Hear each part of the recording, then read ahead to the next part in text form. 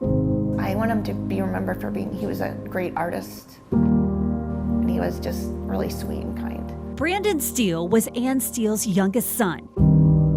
When you say his name, it's like he flashes, but I can see his face. This is probably my favorite one. I think he looks beautiful there. In middle school, she says he started getting depressed and struggled with anxiety. This is a really good one, just shots of him. In high school, she realized how serious it was.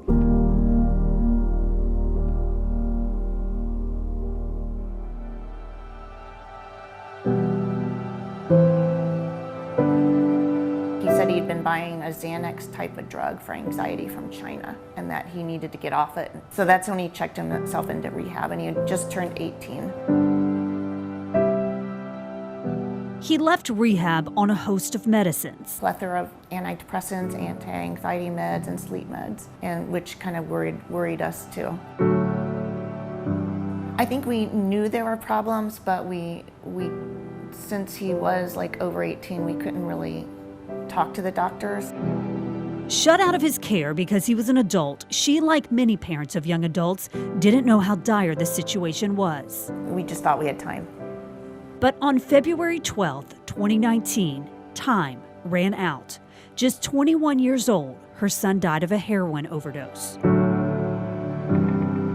He said he'd be there, he'd be there when we got old and needed him. It's a grim reality a growing number of families are facing. Opioid overdoses killed nearly 50,000 people in the United States in 2019, according to the CDC. And during the pandemic, the problem has only gotten worse. Drug overdose deaths are up nearly 30%. I think I was in such shock. I didn't really believe it.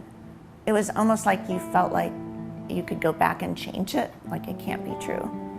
Terry Andrews, administrator of Baptist Behavioral Health in Wolfson Children's Hospital, says she's seen a huge spike in behavioral health emergency admissions, especially among 16 to 26-year-olds. Oh my goodness, we're up by, considering both populations, 200% as compared to pre-COVID. So just amazing numbers. And, people are really struggling right now. To help incorporate parents into their young adults' care, Baptist Health has created a new position called a Dragonfly Care Coordinator, an initiative founded by the mother of 22-year-old Alex Newman, who died of a fentanyl overdose. They act as a conduit to be able to get the patient from point A to point B, help them with appointments, be a coach and a mentor, and also, most importantly, involve the parents in the care.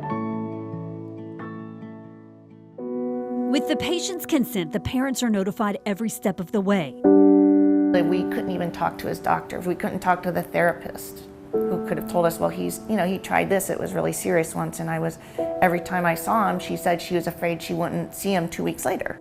Information Ann Steele wishes she had had. If we had more information, he would be alive.